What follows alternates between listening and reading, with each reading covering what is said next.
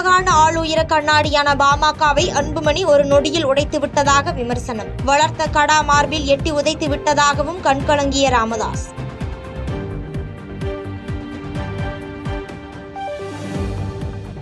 பாமகவினர் யாரும் தற்போது என்னை சந்திக்க சென்னை அக்கரை வீட்டிற்கு வர வேண்டாம். பாமக நிறுவனர் ராமதாஸ் பரபரப்பு பேட்டியளித்துள்ள நிலையில் நிர்வாகிகளுக்கு அன்புமணி உத்தரவு.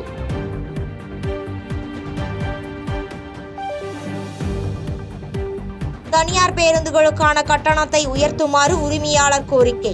3 வாரங்களில் கருத்து தெரிவிக்குமாறு பொதுமக்களுக்கு தமிழக அரசு அறிவுறுத்தல்.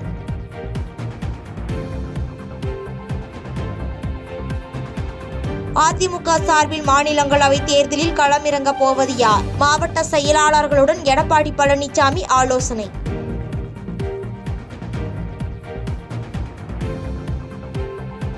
சேலம் மாநகராட்சி கூட்டத்தில் திமுக அதிமுக கவுன்சிலர்கள் இடையே மோதல். அதிமுகவின் யாதவ் மூர்த்தி பேச முயன்றபோது திமுகவின் சுகாசினி குறுக்கிட்டதால் வாக்குவாதம்.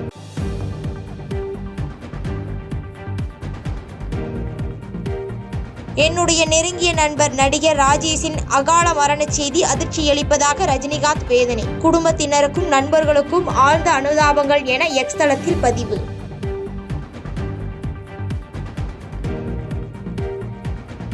செய்திகளை உடனுக்குடன் தெரிந்து கொள்ள கீழ்கண்ட கேபிள் மற்றும் டிடிஎச் நெட்வொர்க்குகளில் எம்நாடு செய்தி தொலைக்காட்சியை காணுங்கள். பாதகம் செய்பவரை கண்டால் நாம் பயம் கொள்ளலாகாது பாப்பா. மோதி மிதித்து விடு பாப்பா, அவர் முகத்தில் உமிழ்ந்து விடு பாப்பா.